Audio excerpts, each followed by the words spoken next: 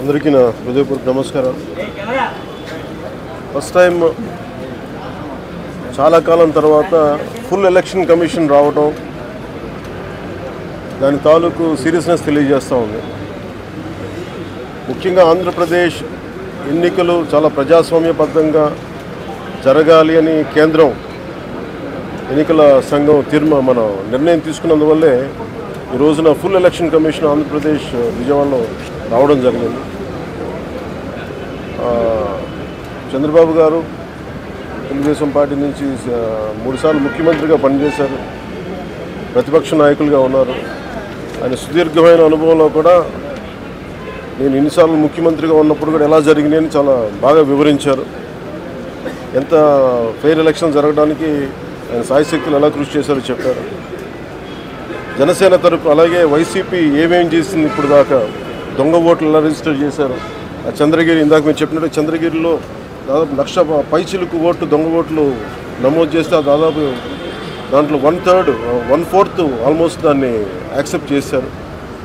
ఇలా ప్రతి చోట ప్రతి నియోజకవర్గంలో ప్రతి బూత్లో ఏ స్థాయిలో దొంగ ఓట్లు నమోదవుతున్నాయి, ఎలా తీసేయాలి, వీటి మీద చాలా స్పష్టంగా వివరించారు.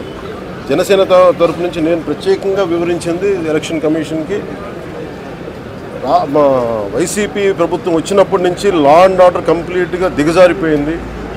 ఎవరన్నా ప్రజాస్వామ్య హాని జరుగుతుంటే గొంతెత్తితే పొలిటికల్ పార్టీస్ కానీ వ్యక్తులు కానీ ప్రైవేట్ వ్యక్తులు కానీ వాళ్ళందరి మీద కేసులు ఎలా పడుతున్నాయి, కేసులు ఎలా చేస్తున్నాయి, ముఖ్యంగా బైండ్ ఓవర్ కేసులు ప్రత్యేకించి పొలిటికల్ పార్టీ టీడీపీ వారి మీద కానీ జనసేన కార్యకర్తల మీద కానీ ఇవన్నీ చాలా క్లియర్గా తెలియజెప్పడం జరిగింది వారికి. అలాగే పోలీసు అధికారులని ఇప్పుడు సడన్గా మారుస్తూ ఉన్నారు. లాస్ట్ 2 నెలలుగా మార్చేస్తూ ఉన్నారు. మళ్ళీ ఎన్నికలు సంఘం వచ్చేటప్పటికి మళ్ళీ వాళ్ళకి కావాల్సిన అధికారులను తిరిగి అక్కడ వేయించుకునేలాగా తీసుకొచ్చిన ప్రణాళికలు చేస్తాం, అది కూడా బలంగా తెలియజేస్తాం.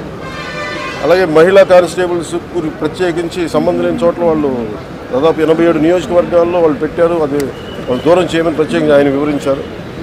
నేను ఇంకోటి ప్రత్యేకించి నేను చెప్పింది ఏంటంటే వాలంటీర్స్ అనేది విలేజ్ సచివాలయం అనేది ప్రత్యేకించి అది యాంటీ కాన్స్టిట్యూషనల్ బాడీ. వాళ్ళని దయచేసి ఎన్నికల సమయంలో వాళ్ళని ఉపయోగించొద్దని చెప్పి ప్రత్యేకించి విన్నవించాం. అలాగే మేము కోరుకుంది ఏంటంటే మీరు కనుక సంపూర్ణంగా దీని వైపు చూడకపోతే, దీనికి పారదర్శకత కన్నా దీన్ని ఎలక్షన్లు చేయకపోతే ఇక్కడ ప్రజాస్వామ్యం కూని అయిపోద్ది, ఇక్కడ హింస ఎక్కువైపోద్ది.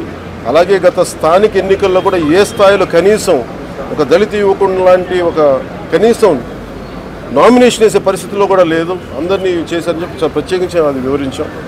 ఖచ్చితంగా వాళ్ళు ఒకటే ఎన్నికల ప్రధానాధికారి ఒకటే చెప్పారు ఆయన CEO, మేము చాలా కట్టుబడి ఉన్నాం, ఫ్రీ అండ్ ఫెయిర్ ఎలక్షన్ జరిగేలా కట్టుబడి ఉన్నాం అని చెప్పి అంత భరోసాగా ఇప్పుడు మాట్లాడటం ఖచ్చితంగా ఇది కేంద్రం చాలా సీరియస్గా తీసుకుని ఆంధ్రప్రదేశ్ ఎలక్షన్స్లోనే తెలియజేస్తూ ఉంది. ఈసారి ఫ్రీ అండ్ ఫెయిర్ ఎలక్షన్స్ ఉంటాయి, ప్రభుత్వాలు మారుతాయి అనే నేను మనస్ఫూర్తిగా నమ్ముతున్నాను. అలాగే ఈ పరిస్థితుల్లో కేంద్ర ఎన్నికల సంఘం ప్రధానాధికారులందరికీ కూడా ప్రత్యేక ధన్యవాదాలు తెలియజేసుకుంటాను.